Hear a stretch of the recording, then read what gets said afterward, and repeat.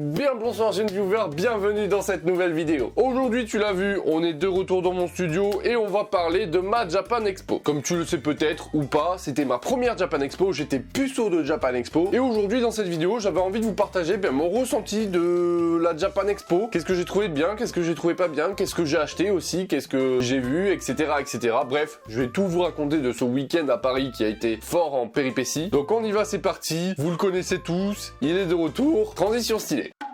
Bien, bon déjà comme tu l'as vu la semaine dernière sur la vidéo que j'ai fait avec Antosama, j'étais à Paris pour la Japan Expo, à l'occasion de la Japan Expo. J'y suis allé que le samedi moi, parce que voilà, j'avais un accès que pour un jour, donc le samedi. J'y suis allé avec mon poteau Antosama, que je remercie encore à travers cette vidéo de m'avoir accueilli chez lui, m'avoir fait dormir et tout ça. Tu m'as enlevé une sacrée épine du pied, donc merci beaucoup à toi. Et donc comme vous le savez, moi je viens du sud, plus précisément du bassin d'Arcachon, et donc il faut que je monte jusqu'à Paris pour aller à la Japan Expo. Déjà rien que ça, c'est chiant, parce que c'est 2h30 de train, ou alors il faut payer très cher l'avion pour y aller, facile galère quoi. Bref, du coup je prends le train, j'arrive gare Montparnasse, et là je rencontre des gens que je connaissais à travers YouTube mais que j'avais jamais vu en vrai, Otaculture et l'envers du manga. Deux sudistes comme moi pour qui c'était leur première Japan Expo, donc on était tous puceaux de toute façon, tous les trois en tout cas pour cette Japan Expo, donc c'était super cool. J'ai rencontré deux mecs, déjà ils sont du sud donc on pouvait que s'entendre, et franchement j'ai kiffé passer une après-midi avec eux, parce qu'après Antosama est venu nous chercher, et on a passé la journée dans Paris. Il nous a fait découvrir les boutiques manga, on est allé voir le petit manga café de Paris pour voir un petit peu ce que c'était, et donc c'était une après-midi super cool mais très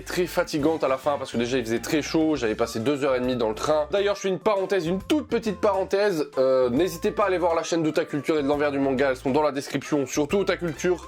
Il est au tout début de sa chaîne, ça fait 9 mois qu'il a commencé, il est à 400-500 abonnés, allez-y, si ça vous plaît, abonnez-vous parce que vraiment ça vaut le coup, il fait du travail propre, net, précis, je kiffe ce gars de toute façon. N'hésitez pas aussi à aller voir l'envers du manga, il est presque à 1000 abonnés, donc n'hésitez pas aussi à aller voir ses vidéos. Lui voilà, c'est des vidéos un peu plus posées, face cam, tranquillement, il se prend pas la tête. De toute façon ces deux gars ils sont super cool, donc n'hésitez pas, allez-y, foncez. Bref, comme je disais du coup, Antosama nous a fait découvrir les boutiques manga et surtout les boutiques d'occasion. Et l'occasion à Paris, ça coûte une couille. Les gars, qu'est-ce qui vous arrive dans votre tête? Un manga d'occasion, ça coûte 4,50€. Quand je vois que chez nous, c'est 3€, 2,50€, même sur internet, t'arrives à en choper des trucs, j'ai pas compris. Tout ça parce que c'est Paris, ils ont mis les tarifs plus chers, je sais pas. Bref, du coup, comme tout pigeon qui se respecte, j'ai acheté bien évidemment des mangas d'occasion. Alors, j'ai ma petite excuse de sensei, c'est parce que c'est des mangas que je trouvais pas ni sur les sites, ni vers chez moi dans les magasins d'occasion, tout ça. Donc du coup, j'ai craqué, même si c'est cher. Du coup, j'ai acheté le tome 17, 18 et 19 de Toriko que je trouvais nulle part, en bon état, malgré qu'ils soient un peu jaunis, mais ça encore, ça va. Ils sont à 4,50€ pièce, donc déjà très cher. Mais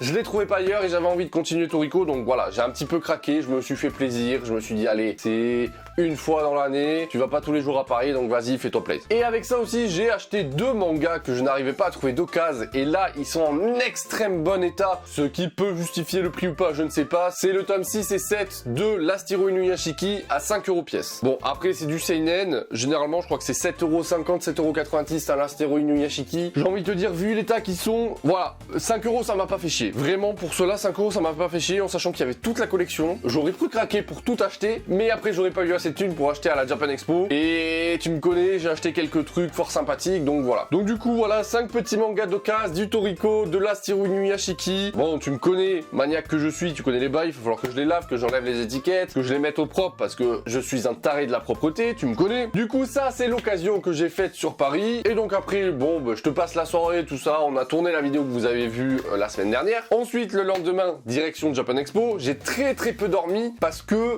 ah, mon ventre il était pas bien. Ah, je t'avouerai, je suis allé à la Japan.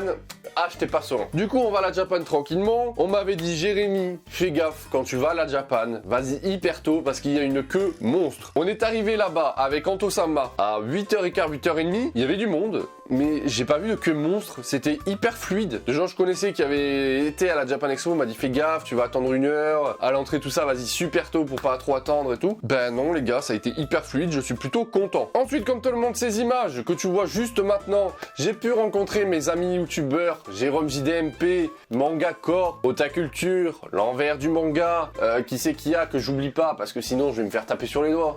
Et donc comme tu peux le voir sur ces images, voilà, on était tous ensemble, tous réunis, j'ai pu rencontrer enfin tous mes potos youtubeurs que j'avais vus que depuis une caméra. Donc ça fait super plaisir, ils sont tous très cool, ils sont tous très contents, toutes leurs chaînes sont dans la description parce que voilà, je suis un gars gentil, je fais des promos gratuitement. Bon, je t'avouerai, comme j'étais un petit peu malade, ça a été compliqué, mais voilà. Et du coup, bah tu vois, j'ai tourné des images de la Japan Expo, et là on va rentrer dans le vif du sujet. Et ben écoute, à la Japan Expo, j'ai kiffé ma Japan Expo, mais c'est pas un truc de ouf. Je vais t'expliquer pourquoi. Bon, comme tu l'as vu, j'ai tourné des images, mais c'est les seules images que j'ai tournées parce que j'ai pas trouvé de choses intéressantes à filmer, de choses, tu vois, de vous montrer quelque chose qui soit un petit peu hors du commun ou qu'on voit pas dans d'autres conventions, tu vois, ce genre de choses. Là, franchement, bah écoute, ça ressemble à l'Animasia, mais en plus grand. Ça change pas de ce que j'ai déjà vu. Et ce que je trouve dommage dans la convention, et surtout là, à la Japan Expo, parce que bon, j'ai quand même fait 600 bornes pour aller à la Japan Expo, c'est qu'en fait, c'est plus le marché qu'autre chose. Il y a plus de gens qui vendent des mangas, qui vendent des trucs à bouffer, qui vendent des figurines, des goodies, des katanas, des t-shirts, tout ce que tu veux, plus que d'exposants qui viennent exposer leurs œuvres, ou qui viennent exposer ce qu'ils font, ou qui viennent te montrer ce qu'ils font, ou des auteurs, tu vois, ce genre de choses. Et j'ai trouvé ça un petit peu dommage. C'est pas que j'ai pas kiffé la Japan Expo, pas du tout, c'est une convention de ouf, au moins à faire une fois dans sa vie, ça c'est sûr. Mais voilà, j'ai été un petit peu déçu, je m'attendais à voir, tu vois, des dessinateurs, des auteurs indépendants, des trucs comme ça. Alors il y en a, mais il y a trop de marchands. Je m'attendais à un truc un peu plus culturel. Voilà, je m'attendrais à un truc plus culturel que... très franchement, c'est le marché. Tu fais pas 2 mètres sans qu'il y ait quelqu'un qui te vende un truc. Franchement, j'étais un petit peu déçu. On est à passer la journée avec Onto-sama. Bon, je t'avoue, comme j'étais un petit peu malade, je suis parti très tôt parce que je me sentais vraiment pas bien. Mon estomac m'a dit, frérot, si tu veux pas chier devant tout le monde, rentre chez toi. Enfin bref, je vous passe les détails de tout ça. J'ai passé une excellente journée en compagnie de mes copains youtubeurs, même si on s'est un petit peu tous dispersés. Voilà, on a fait nos trucs. Et du coup, moi, perso, j'ai fait que des achats manga. J'ai acheté que des mangas. J'ai pas acheté beaucoup de choses. Donc, on commence avec le tome 1 de Gigant qui n'est pas encore sorti, qui est en pré-vente à la Japan Expo. C'est un seinen des éditions Kiyun et il ne sort que le 29 août dans les librairies. Donc, il était en pré-vente à la Japan Expo. C'est par l'auteur de l'Astiro Inuyashiki et de Gantz, parce que c'est le même auteur. Et pour le coup, je l'ai lu et c'est vraiment très cool. Je vous en parle dans une vidéo tome 1 la semaine prochaine. Ensuite, toujours chez Kiyun, j'ai acheté Echo. C'est par l'auteur de RAZ. Pareil, c'est un seinen. Alors celui-là, j'ai toujours pas lu, mais voilà, quand il était sur l'étal, il m'a intéressé. Je l'ai feuilleté et ça m'a attiré. Voilà, j'ai même pas lu le résumé que j'ai dit ok, je l'achète. Ensuite, toujours chez Kiyun, El Famoso tome 19 de My Hero Academia. Je ne pouvais pas ne pas l'acheter parce que tu connais mon amour pour My Hero Academia. Je l'ai toujours pas lu, celui-là non plus. Ensuite, toujours pareil en pré-vente, il y avait le tome 9 de The Promised Neverland de chez Kazé, pardon. Alors là, celui-là, j'ai plus la date en tête, je vous la mettrai là en sous-titre juste ici. Donc pareil, c'était en pré-vente, donc je me suis dit pourquoi pas. Il y avait le coffret collector aussi avec le roman plus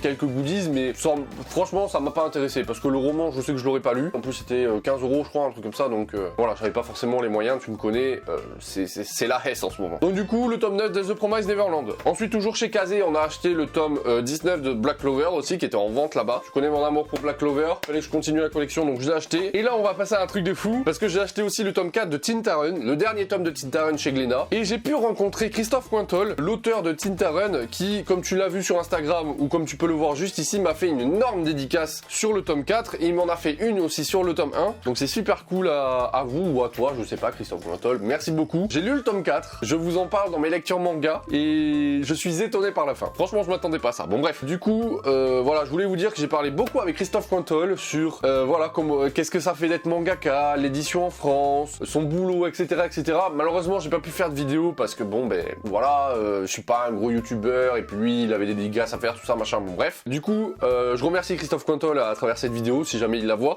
pour son temps, pour sa patience, pour ses réponses, etc., etc. C'est super cool à lui. Et comme je te le disais, il m'a aussi dédicacé le tome 1 parce que si tu veux, je te raconte l'anecdote. J'avais ramené mon tome 1. J'étais dans la file d'attente et là, je vois sur le côté, il y a un panneau qui te dit gros, si tu veux avoir la dédicace, il faut acheter le tome avant. Donc je me suis dit, écoute, il me faut le tome 4, j'ai toujours pas acheté, donc je suis allé l'acheter et j'ai fait dédicacer les 2 tomes. Je lui ai dit ouais, je suis un peu déçu qu'il fasse. Et puis il a été très gentil, il m'a dédicacé les 2 tomes.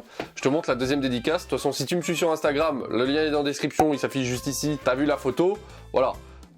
C'est très cool. Franchement, c'est mes premiers tomes dédicacés et ça fait un petit truc, Et enfin, pour terminer, alors là, c'est pas un achat, c'est mon ami Onto-sama qui m'a offert ça. Il m'a offert une figurine et il m'a offert la Grandista de Bardock qui est juste magnifique, qui est juste exceptionnelle. Je te fais un petit focus, voilà. comme tu peux la voir, elle est ultra swag, elle est ultra stylée, tout en muscle. Le seul défaut qu'il y a, c'est en haut, il a le jointure sur les cheveux, mais comme tu la vois droit, ça se voit pas. Du coup, voilà, comme tu l'as vu, j'ai pas acheté grand chose. En même temps, j'avais pas un budget de fou pour la Japan Expo, hein, tu connais, le chômage, tout ça, t'as vu. La Japan Expo, c'était ultra cool, ultra bien. J'ai pu rencontrer tous mes potes youtubeurs, j'ai pu croiser des gens, j'ai pu rencontrer un auteur, comme tu l'as vu, discuter avec lui. Mais c'est bien, mais je suis un poil déçu par le côté marchand, le côté marché de la chose. C'est dommage, franchement c'est dommage. En ayant fait 600 km, tu vois, j'habiterai à côté de Paris, tu vois, bon, mais faire 600 km pour, au final, rentrer dans un marché, c'est un peu dommage. Franchement, mon conseil, si vous voulez profiter à fond d'une Japan Expo, faut y aller les jours où il y a très peu de monde. Je pense que ça doit être le jeudi ou le dimanche, quelque chose comme ça. Mais voilà, en tout cas, ce week-end à Paris était très cool, ça m'a fait du bien aussi. Je t'avouerai avec le projet, tout ça, machin, ça prend énormément la tête, ça m'a fait un petit peu baisser en tension, donc c'est super cool. Et puis voilà, tous les copains youtubeurs sont dans la description si vous voulez aller voir. Je rappelle, Otaculture, l'envers du manga, Antosama, Manga Corp. Il y avait aussi Jérôme JDMP, même s'il a plus d'abonnés que moi, donc il a pas besoin. Puis voilà mes amis, c'était tout sur ma Japan Expo, mes achats manga à la Japan Expo, tout ça. Donc la semaine prochaine, je vous fais une vidéo tome 1 parce que ça fait longtemps. N'hésitez pas, si vous avez kiffé la vidéo, à mettre le pouce bleu. N'hésitez pas à réagir dans les commentaires, me dire si vous avez été à la Japan Expo ou pas, qu'est-ce que vous en avez pensé, etc. N'hésitez pas non plus à vous abonner. Dans la description, il y a mes réseaux sociaux, le Utip si vous voulez me soutenir financièrement. D'ailleurs, c'est grâce à Utip que j'ai pu partir à la Japan Expo, donc merci à vous parce que en plus d'avoir pris le Utip pour la mettre dans la cagnotte, il y a d'autres gens qui ont regardé en masse des vidéos et du coup ça m'a permis un petit peu de financer mon voyage à Paris. Donc merci beaucoup à vous. Et puis moi, je vous dis à très bientôt pour de prochaines vidéos. C'était Jérémy Sensei, feuille de papier.